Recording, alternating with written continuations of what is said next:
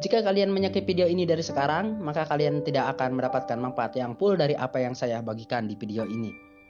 Nah, jika saya tekan seperti ini menggunakan tali pengikat, maka antara sisi pembelahan saddling dan entries ini yang sudah kita lakukan penyayatan, maka dia akan menempel secara presisi, teman-teman.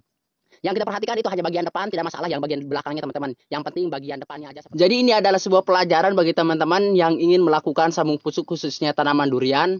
Jadi benar-benar harus disimak sama teman-teman jika ingin melakukan sambung pucuknya agar tetap bisa berhasil. Teman-teman, yang perlu teman-teman ketahui yang sudah saya ajarkan di video-video saya sebelumnya untuk masalah memilih seedling ya. Usahakan seedling ini kalau bisa teman-teman harus berukurannya masih kecil, jangan terlalu dewasa teman-teman. Jika teman-teman memilih seedling berukuran dewasa, yaitu sangat sulit sekali teman-teman dilakukan sambung pucuknya. Contoh seperti ini. Ini seedling hampir 8 bulanan teman-teman.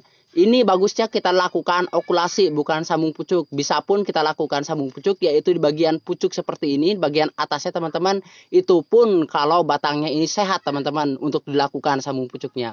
Jadi saya rekomendasikan bagi teman-teman yang ingin melakukan sambung pucuk khusus tanaman durian, gunakan aja seedling yang masih kecil. Lebih bagus teman-teman menggunakan seedling yang masih berkecambah atau baru pecah tunas teman-teman atau baru lepas dari bijinya.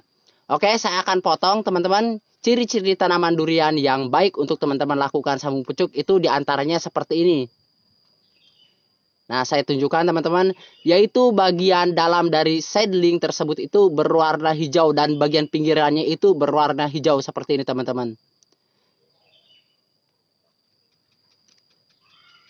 Kalau seedling seperti ini teman-teman, otomatis jika kita lakukan sambung pucuk itu dia akan cepat menempel dan bisa berhasil dengan sempurna teman-teman. Bisa teman-teman lihat untuk di bagian tengahnya ini dan bagian pinggirnya ini teman-teman, antara kambium dan kayu itu adalah faktor yang utama dalam melakukan sambung pucuk supaya bisa berhasil teman-teman.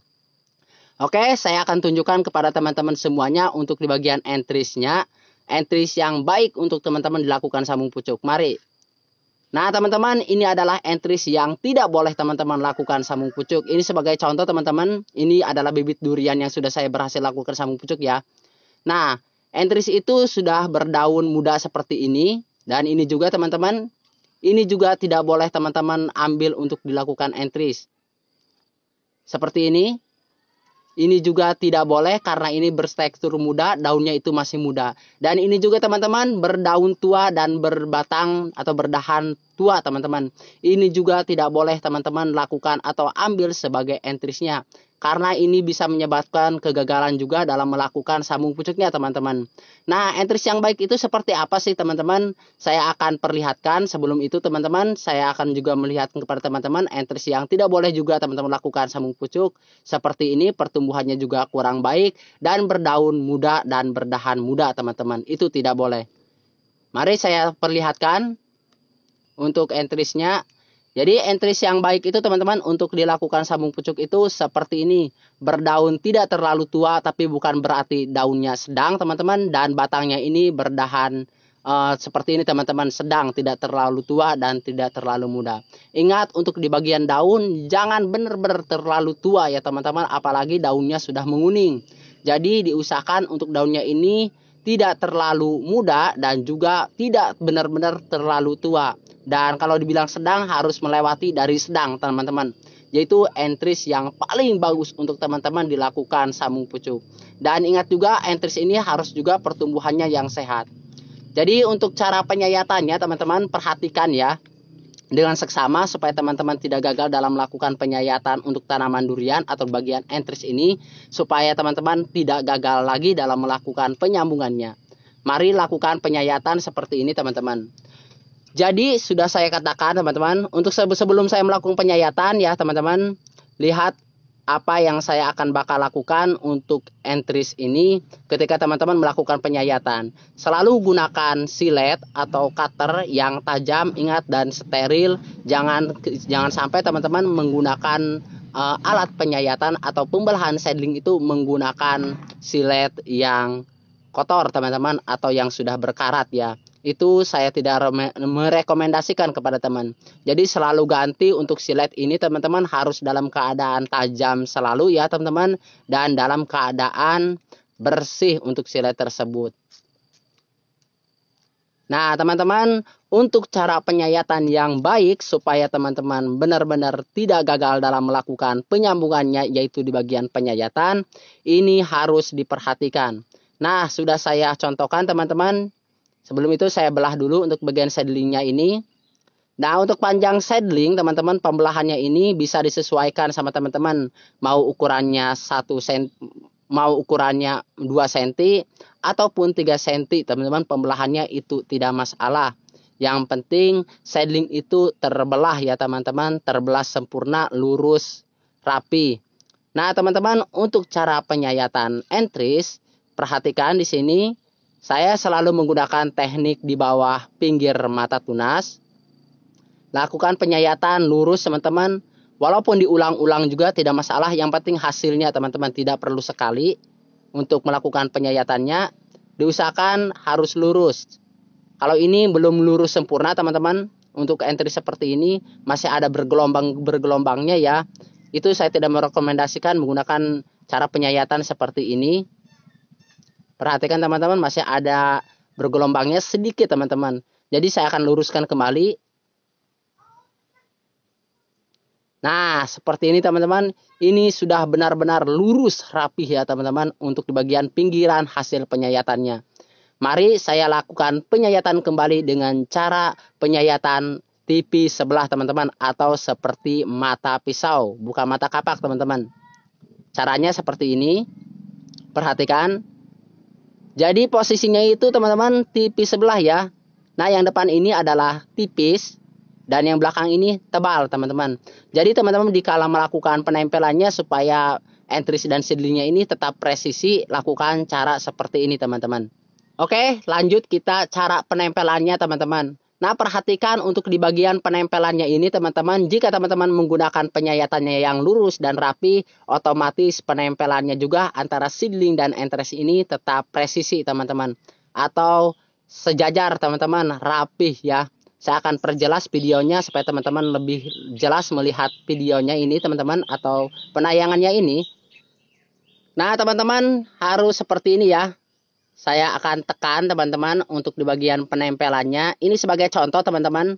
Jadi tidak perlu teman-teman tiru terlebih dahulu ya. Namun jika teman-teman ingin melakukan cara seperti ini ya teman-teman lakukan cara seperti ini. Ini hanya sebagai contoh.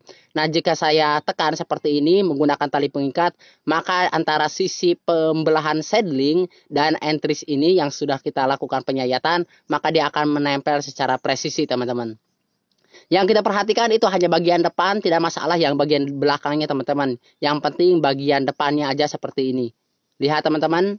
Nah, kalau jika teman-teman melakukan penyayatannya yang salah atau bergelombang, saya akan contohkan.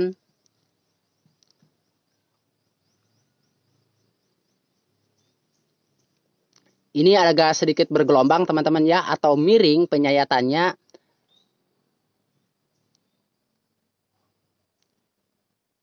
Maka teman-teman penempelannya akan seperti ini. Jadi ketika kita melakukan penempelannya otomatis agak merenggang ketika teman-teman melakukan pengikatan. Bisa teman-teman lihat, saya akan tekan. Itu ada bagian-bagian yang renggang teman-teman. Kalau kita tekan dari atas juga bawahnya yang renggang. Dan kalau kita tekan yang bagian bawah otomatis tengahnya yang renggang. Itu adalah kesalahan-kesalahan yang perlu teman-teman dihindari ketika melakukan penyayatan entries ya teman-teman. Ini banyak sekali yang penyayatan entries ini belum memahami teman-teman. Sehingga tanaman durian yang teman-teman lakukan sabung pucuk itu banyak yang gagal. Nah teman-teman, ketika teman-teman melakukan pengikatan juga, ini juga perlu diperhatikan karena dalam melakukan pengikatan ini jangan terlalu kencang dan juga jangan terlalu kendor. Jika teman-teman melakukan pengikatannya terlalu kencang seperti ini sebagai contoh teman-teman, jangan ditiru sama sekali ya teman-teman. Ini saya lakukan pengikatannya kencang. Ini baru beberapa detik atau belum 1 menit teman-teman, lihat hasilnya untuk bagian entriesnya seperti apa. Oke, saya perlihatkan kepada teman. Ini langsung berwarna kecoklatan ya teman-teman. Bagian saddling, bagian entriesnya ini sudah agak merenggang dan belah seperti ini teman-teman. Untuk bagian kulitnya, tuh seperti ini teman-teman. Ini sudah belah sedikit ya. Dan ini diakibatkan karena saya terlalu kencang melakukan pengikatannya teman-teman. Nah, seperti itu. Jadi kalau kelamaan otomatis entrisnya itu akan memar dan pecah. Termasuk di bagian saddlingnya juga, di pembelahannya dia akan rusak seperti ini teman-teman, atau memar sekali ya teman-teman. Jadi itu adalah pemahaman yang perlu teman-teman ketahui ketika teman-teman melakukan penyambungannya teman-teman. Oke, saya akan ulangi caranya supaya teman-teman lebih jelas melihatnya bagaimana yang harus teman-teman lakukan. Oke, saya akan belah kembali untuk di bagian saddling ya teman-teman. Seperti biasa kita harus lurus. Nah, seperti ini. Lebih enak teman-teman menggunakan silet ya. Lakukan penyayatan tipis sebelah teman-teman. Terserah ukuran panjangnya bisa disesuaikan sama teman-teman. Itu tidak jadi ukuran teman-teman. Misalkan tipis sebelah seperti ini. Dan teman-teman langsung tempelkan ke saddling ya. Perhatikan yang posisi yang besar itu ada di depan teman-teman. Yang tipis di bagian belakang. Kita tentukan bagian depannya saja. Yang bagian belakang kita tidak perhatikan teman-teman. Biarkan salah satunya aja yang menempel. Bisa teman-teman lihat hasilnya dia lebih presisi teman-teman penempelannya. Kalau kita tekan seperti ini antara bawah dan atasnya, maka dia akan tetap presisi teman-teman. Oke, kita lanjut dengan melakukan pengikatan teman-teman. Sesuaikan pengikatannya. Nah, kalau teman-teman susah melakukan pengikatannya, teman-teman lakukan aja cara seperti ini. Jika terlebih dahulu, ini bagi pemula ya. Langsung teman-teman tempelkan.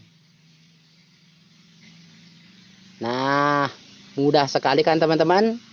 Seperti ini. Dan teman-teman lakukan pelilitan. Jangan terlalu kencang, pelan-pelan aja. Yang penting menempelnya sempurna. Sesuaikan kembali jika masih belum menempel teman-teman.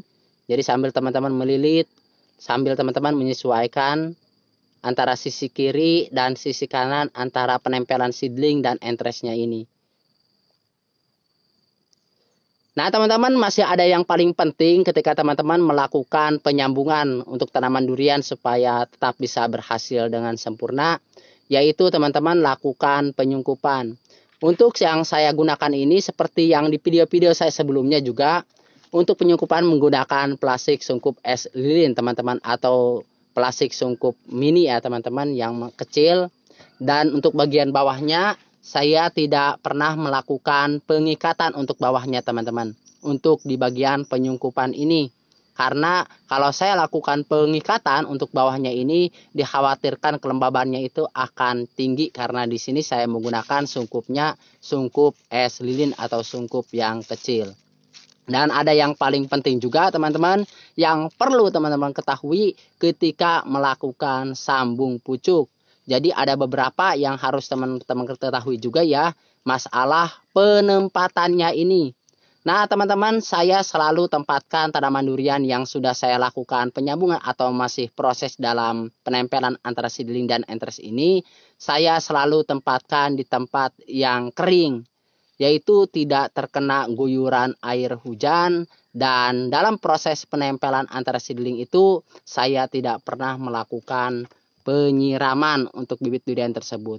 Jadi apakah boleh tersinari matahari? Jadi jawabannya boleh ya teman-teman. Kalau bisa teman-teman sinari mataharinya jangan full.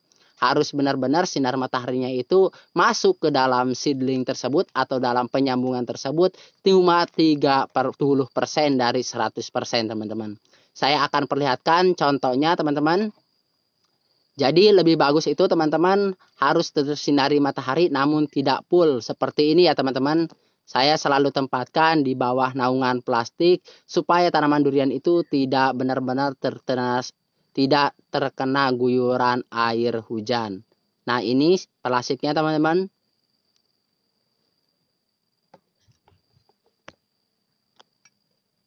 Oke. Nah seperti itu. Dan teman-teman juga setelah ini, karena di tempat ini teman-teman tidak terkena sinar matahari full ya, cuman sekedar tersinari dari pencahayaannya saja. Jadi yang paling penting juga dalam melakukan sambung pucuk itu harus benar-benar diperhatikan dari segi penempatannya. Terima kasih, semoga bermanfaat.